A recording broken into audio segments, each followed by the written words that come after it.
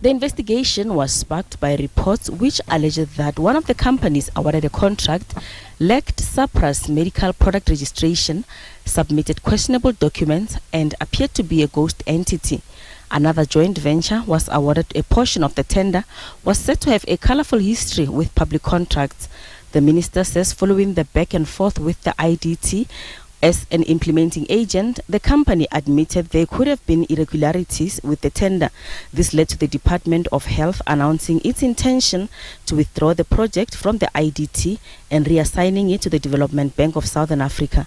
The report findings include various breaches of regulations, including an invalid SAPRA license and misrepresentation and flawed bid evaluation processes.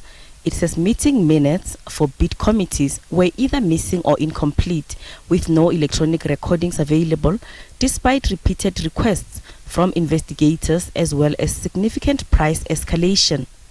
These findings, ladies and gentlemen, represents a monumental failure in governance and adherence to the IDT, its policies and National Treasury regulations, undermining the integrity of public procurement and threatening donor funds.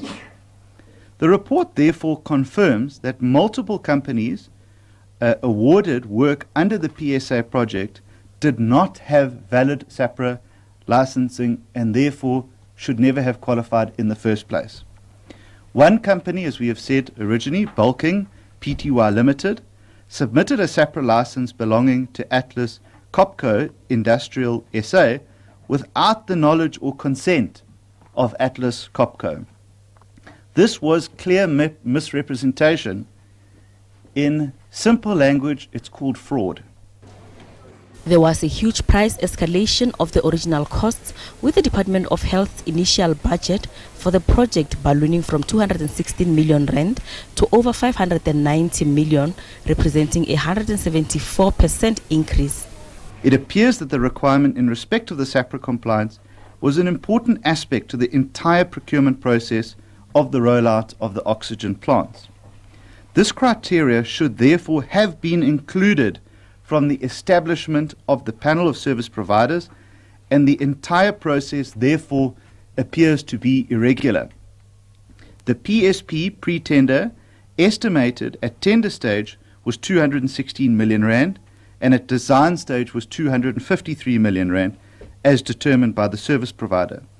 The Department of Health was subsequently requested to approve the increased funding for the rollout and implementation of the plant projects to 592 million rand, more than double what the original starting estimate was.